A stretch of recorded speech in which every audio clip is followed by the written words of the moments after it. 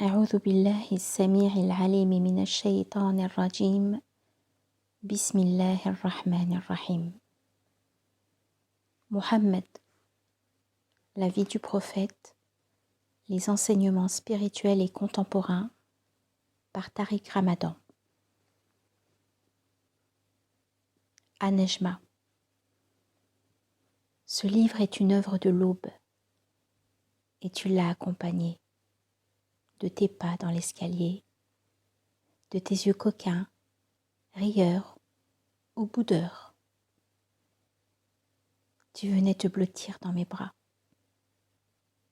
Je quittais alors l'écran à travers lequel j'étais plongée dans l'infinie lumière de la bonté et de l'amour du messager, pour me noyer dans l'infinie chaleur de ta présence. L'envoyé m'enseignait le pardon, tu m'offrais l'innocence. Que ta route soit belle, ma fille, et qu'il t'aime, à travers tes sourires comme à travers tes larmes. Je t'aime. Amouna Ali. Une rencontre d'Amérique et un cadeau de tous les instants, faisant face aux épreuves, acceptant les silences. Tu as accompagné ma pensée comme mes questions, et lu, et relu, et redit, mieux que j'aurais pu le faire souvent. Une fidélité de l'âme et du cœur dans la lumière du Très-Haut, sur les pas de son envoyé. Je n'oublie rien. À Claude Tabac. Vous dire ici mon estime et mon respect pour cette profonde modestie et cette constante humilité. Derrière la traductrice, se pressant un savoir profondément riche et un don immense offert aux musulmans d'Occident. Votre nom trop souvent se cache derrière les œuvres d'auteur. Notre dette est immense, et la mienne en particulier. En notre nom à tous, vraiment, et du fond du cœur, merci.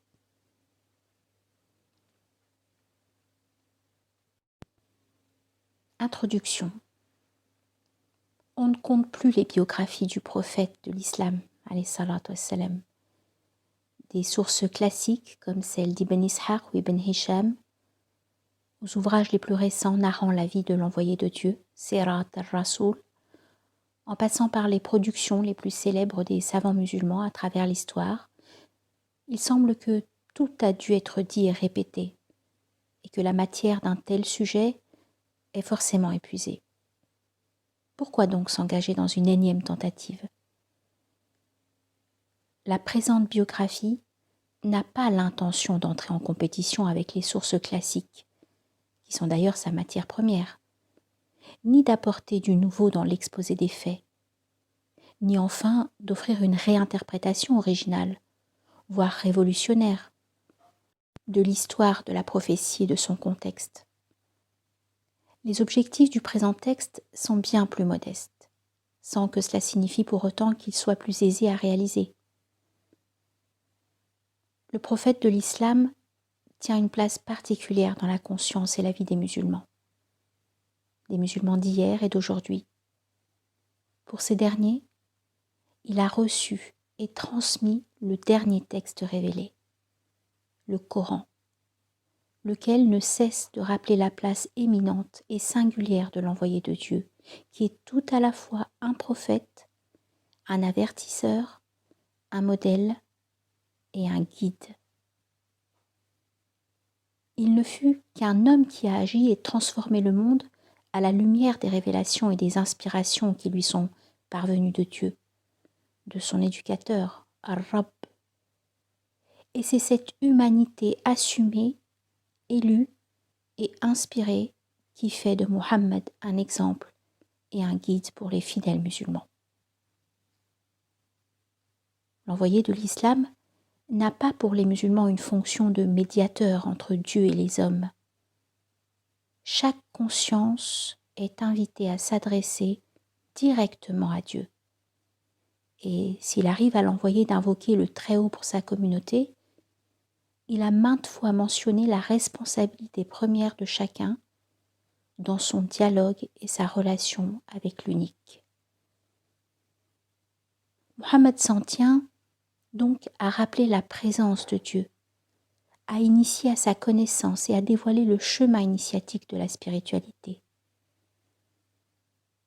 Il enseigne à ses compagnons et à sa communauté qu'il faut transcender le respect et l'amour qu'on lui porte par l'adoration et l'amour qu'il faut offrir et demander à l'un qui n'est point engendré et n'a point engendré. À ceux qui, de son vivant, voulaient des miracles et des preuves tangibles de sa qualité de prophète, la révélation lui commanda de répondre « Je ne suis qu'un être humain, comme vous, à qui il est révélé que votre Dieu est un Dieu unique. » Et cette même révélation informe les croyants pour l'éternité du statut singulier de ce messager élu par Dieu, mais qui n'en a point perdu ses qualités humaines. Il y a certes pour vous, dans le messager de Dieu, le meilleur des modèles pour qui désire, aspire à s'approcher de Dieu et de l'au-delà et se souvient de Dieu intensément. Sourate 33, verset 21. Ce sont ces deux dimensions qui nous ont intéressés dans la présente biographie, l'humanité de l'homme et l'exemplarité du prophète. On ne trouvera donc point ici exposé de façon détaillée les faits historiques, les grandes réalisations ou les guerres célèbres. Les biographies classiques du messager regorgent de ces informations, et il ne nous paraissait pas intéressant de nous y attarder de façon exhaustive. Ce qui a retenu notre attention tout au long de la narration de l'histoire de cette vie, ce sont surtout des situations, des attitudes, des propos à même de révéler la personnalité de Mohammed en ce qu'elle a à nous transmettre et à nous enseigner aujourd'hui.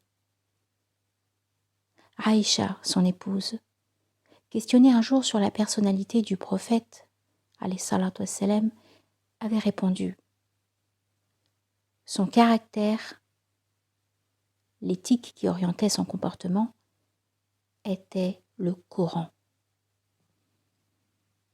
Si ce dernier s'adresse à la conscience croyante à travers les âges, il nous paraissait essentiel d'observer comment celui qui en fut la meilleure incarnation en matière de comportement pouvait s'adresser à nous, nous guider et nous éduquer aujourd'hui.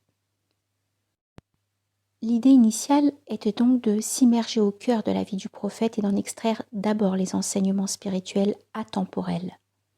En effet, de sa naissance à sa mort, sa vie est traversée d'événements, de situations et de propos qui nous renvoient à l'édification spirituelle la plus profonde.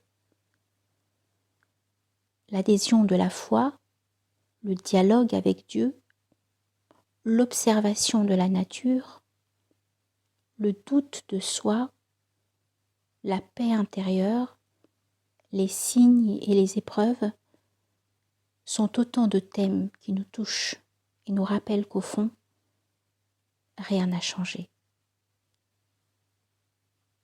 La biographie du messager nous renvoie aux questions existentielles premières et éternelles.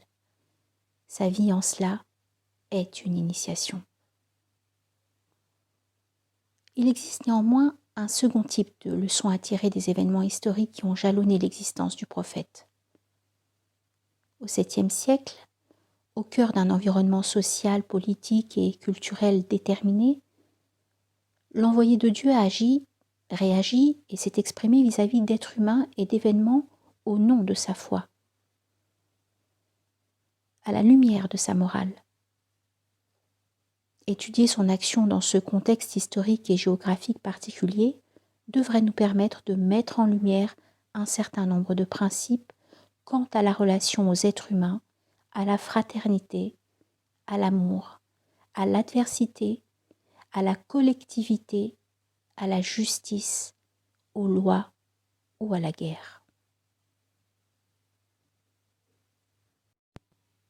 Il s'est donc agi pour nous d'observer cette vie avec l'éclairage de notre époque en nous demandant comment elle nous concerne encore, quels en sont les enseignements actuels.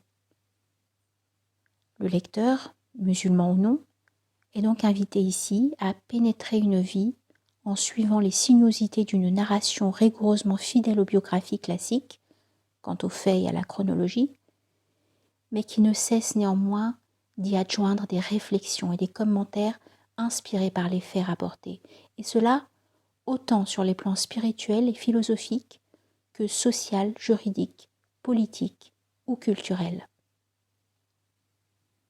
Le choix de souligner certains événements plutôt que d'autres est bien sûr déterminé par ce souci d'extraire des enseignements qui intéressent nos vies et notre époque.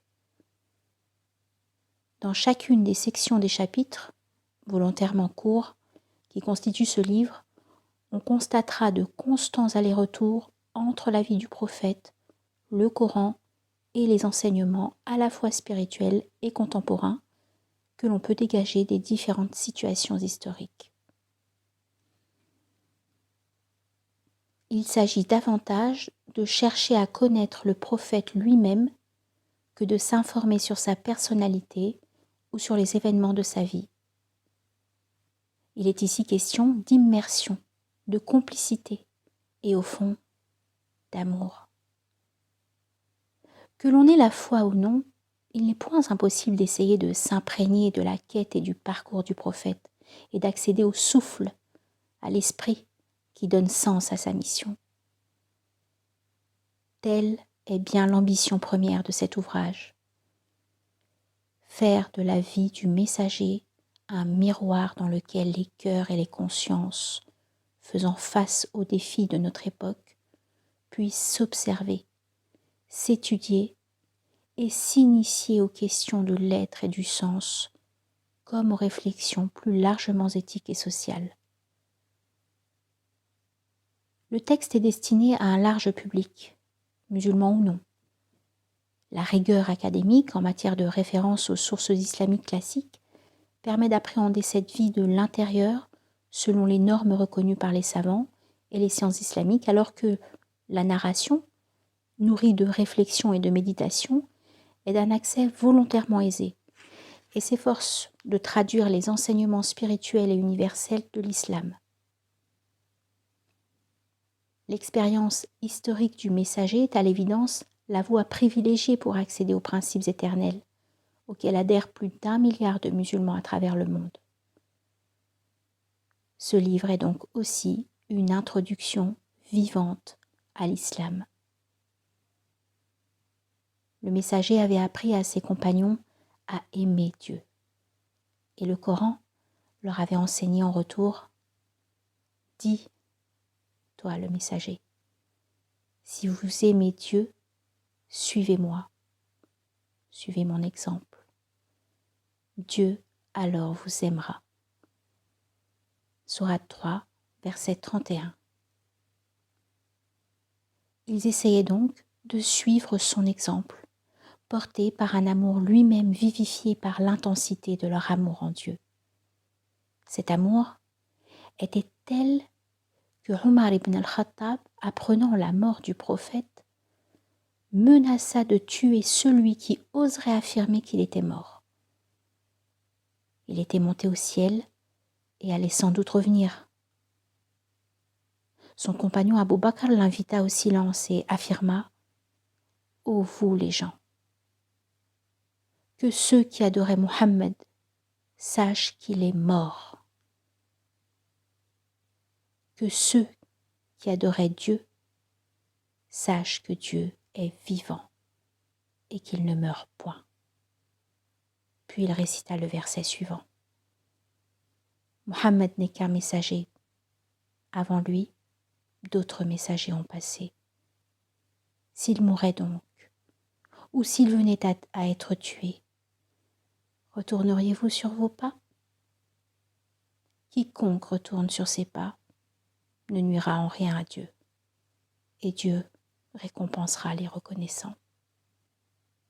Sourate 3, verset 144. Ces paroles ont rappelé avec force la finitude de sa vie, mais n'ont en rien diminué l'infini amour et le profond respect qu'ont continué à témoigner les musulmans pour le dernier prophète à travers les âges. Cet amour s'exprime par le souvenir permanent de sa vie dans leur cœur et leur mémoire, par les prières renouvelées sur le messager et quotidiennement par cette exigence humaine et morale de suivre son exemple. Hier comme aujourd'hui. La présente biographie tente de répondre aux exigences de cet amour et de cette connaissance. La vie du prophète est une initiation à une spiritualité qui n'évite aucune question et qui nous apprend, au fil des événements, des épreuves, des souffrances et de la quête, que les vraies réponses existentielles sont plus souvent celles du cœur que celles de l'intelligence. Profondément, simplement, il ne pourra point comprendre celui qui ne sait aimer.